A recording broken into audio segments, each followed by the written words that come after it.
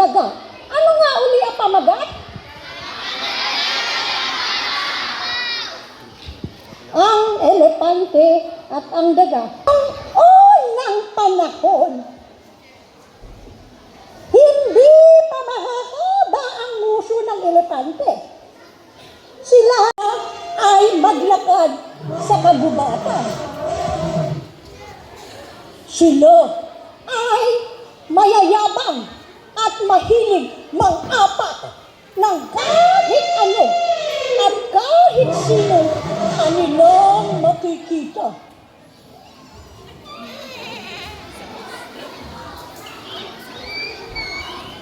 Kami ang hari ng kagubatan.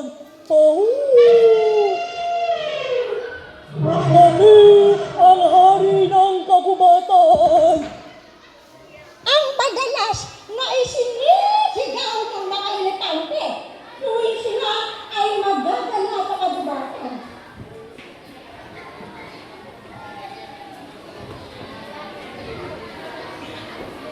Mga bata, isang araw, biglang nagtipon-tipon ang mga hayop sa kagubatan.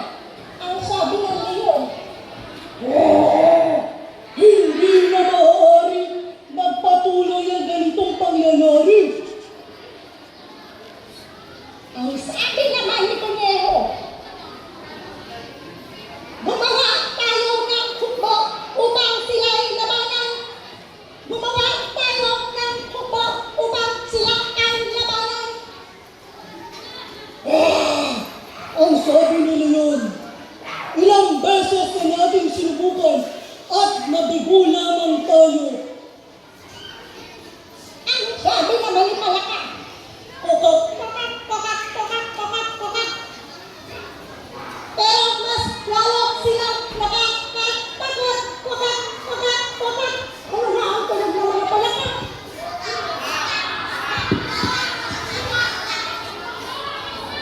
Nang biglang magsalita ang daga. Ang sabi ng daga,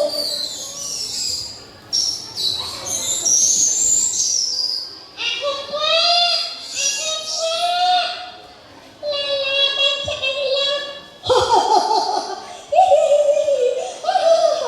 Nagtawa na ng mga hayop!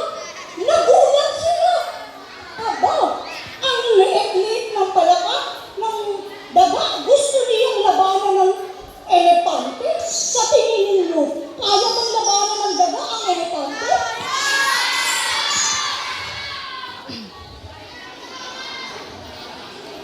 Ikaw, napakaliit mo namang daga. Lalabanan mo ang napakalaking elepante? Nagpapatawa ka ba? Ang sabi ng Leon. Pero, muntik na akong maapakaw. Paniwalaan niyo ako. Gusto kong sabukan. Gusto kong labanan ng mga elepante. Pagkigyan niyo na ako. Sik, sik, sik.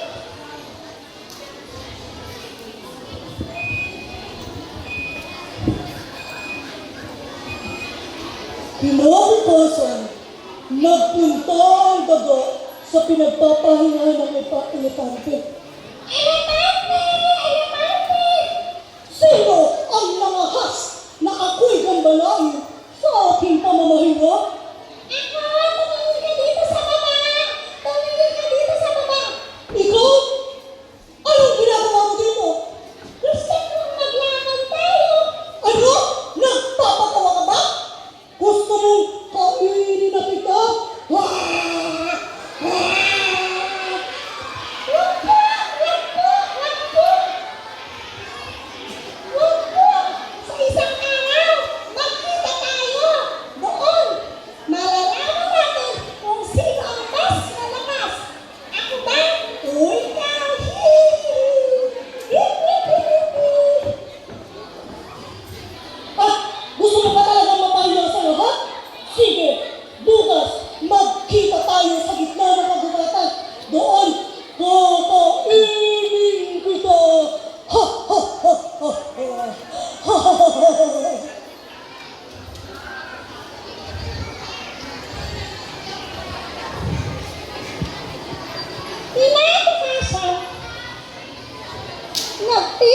pagtitipon ng mga hayop upang saksihan ang pagtutuos ng elepante at ng daga. Dumating na ang elepante.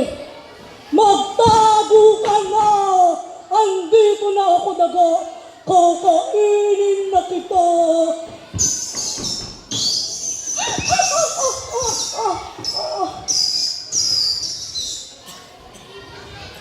Nahulog ang elepante sa isang malaking butas na ginawa ng mga daga. Ayoko dito! Ilabas niyo ako! Ayoko dito! Dumating ang daga. Gagawa pa kami ng mga butas para mahulog kayong mga elepante. Wag! Wag! Ayoko! Wag mo kaming gawa ng mga butas. Ayokong malubog dito. Ang dilim! Nakakatakot! Ayoko dito. Sige! Hindi na kami gagawa ng butas. Pero, nangako ka. Hindi na kayo tatakbo. Hindi na kayo aatak sa mga kagaya kong maliliit. Oo! Oo! Huwag lang kayong gagawa ng butas. Hindi ko kaya dito. Sige!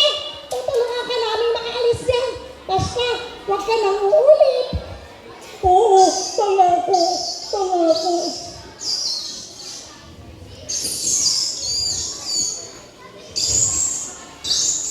Mga bata, mula noon, hindi na tumatakbo ang mga elepante. Sila ay dahan-dahan nang gumagala sa kagubatan. Dati, ang bibilis nila. Ngayon, dahan-dahan na sila. Ang elepante, mabilis o dahan-dahan? Dahan-dahan na sila. Kinakapalan nila ang sahig. Baka may butas na ginawa ng mga daga. Kaya naman mga bata, simula noon, ang mga elepante ay nagsilakihan. Sila ay nagsipagtabaan at sila ay mababagal ng kulilos. At doon nagtatapos ang ating kwento. Ano nga uli ang pamagat? Nagustuhan niyo ba ang kwento, mga bata?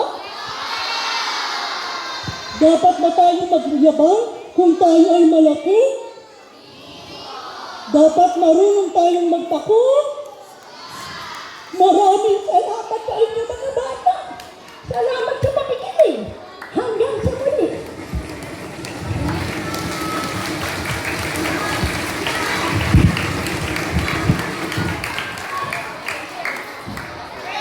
Hindi na pwede na.